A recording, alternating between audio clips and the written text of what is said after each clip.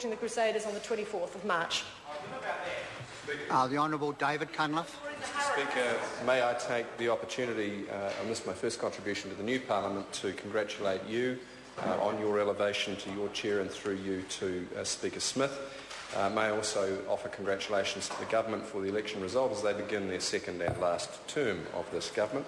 Can I acknowledge the member who's just resumed her speech, the maiden opposite, who has become a minister through reciting key lines, it appears. And I'd like to deal with just three of them before commencing my own material. The first one was that you can't spend it before you earn it. Fair enough point. That they reckon their government has reduced debt. Well, as my colleague Mr Goff interjected quite rightly, it was the previous Labour government that introduced debt, but don't take our words for it. Look at the Treasury's numbers. 35% of GDP, 35% of GDP when Labour took office in 1999, 17% in gross terms in 2008. In net terms, it went down from 18% to zero, forming the first credit since Sir Julius Bogle borrowed to build the railways. New Zealand's government books were in credit under Labour. Where are they now? So I ask the member whether she really wants to stand on a record of debt reduction. Second point was government spending, Mr Speaker. 29% of GDP on average under the Labour government, started at 29, ended on 30. Guess what it is today, Mr Speaker? 33% of GDP. It's gone up 2.5% under national, not gone down. Because every year they reduce the tax take because the economy's fallen in a hole, and every year they promise restraint to get the books back in order. They are chasing their tail. They are chasing their tail because we all know that when in a recession, retrenchment and austerity prolongs it. It is time for a growth strategy. It's time for jobs. It's time for getting New Zealand moving again. There is one thing I agree with the member opposite on.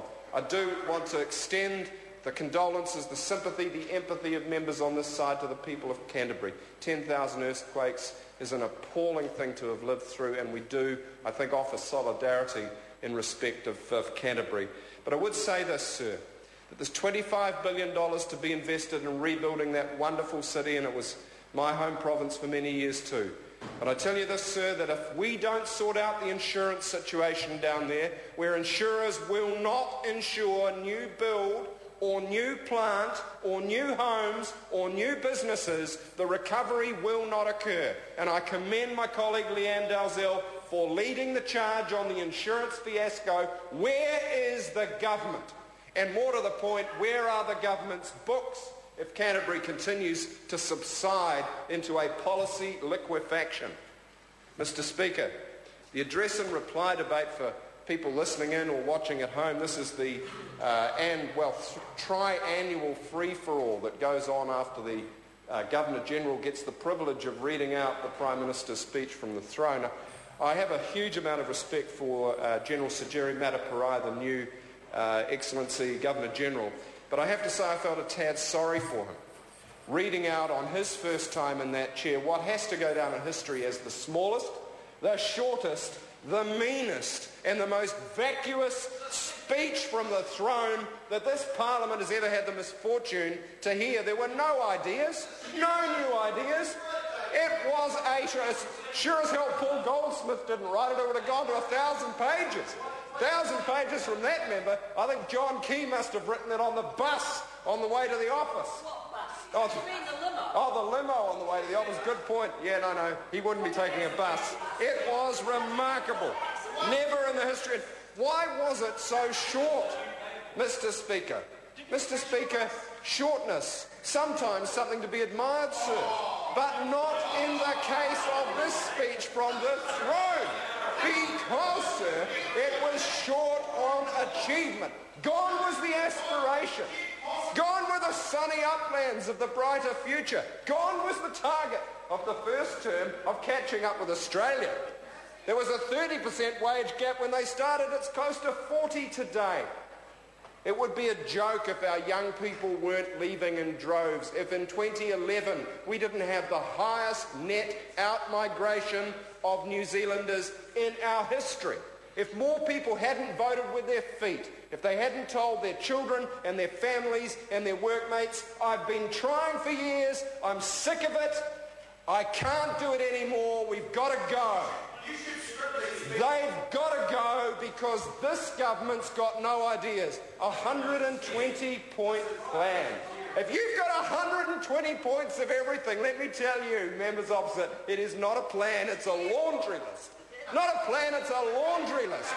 No priorities, no performance measures. They've given up on catching Australia. No strategy. That is why, don't ask the Labour Party, ask Business New Zealand. 3/4 of CEOs surveyed before the election said National did not have a plan for the economy. 3/4 of Business New Zealand, how would we put it, manured in their own nest by saying that the government hadn't got a clue on economic management, and they were right, because this government has ballooned debt, just like the Republicans in the United States. Come in, preach balanced budgets, blow out the deficit, and then blame the Democrats. Same thing here. Preach free markets, implement sell, cut and hope, blow out the deficit because tax revenue collapses, and what happens? Very little. Very little in terms of growth, very little in terms of recovery. And where did that leave the Governor-General? Sir, reminded me of the American senator who had rather annoyed his speechwriter. And in the opening page of his address to the House or the Senate, he said, "In my speech, I will grow the economy. I will solve world hunger or child poverty in the case of Mr. Bridges. He'll worry about world hunger when he grows up." And on page 2 it said as follows, "Now you're on your own, you bugger. Now you're on your own, you bugger." And that's how His Excellency the Governor-General must have felt when he got to page 4 of the speech from the throne and there was no plan. All he had was the dismal results of a failed 3 years, of thousands of broken lives, of New Zealanders who've rushed for the exit because they've given up hope in their own country.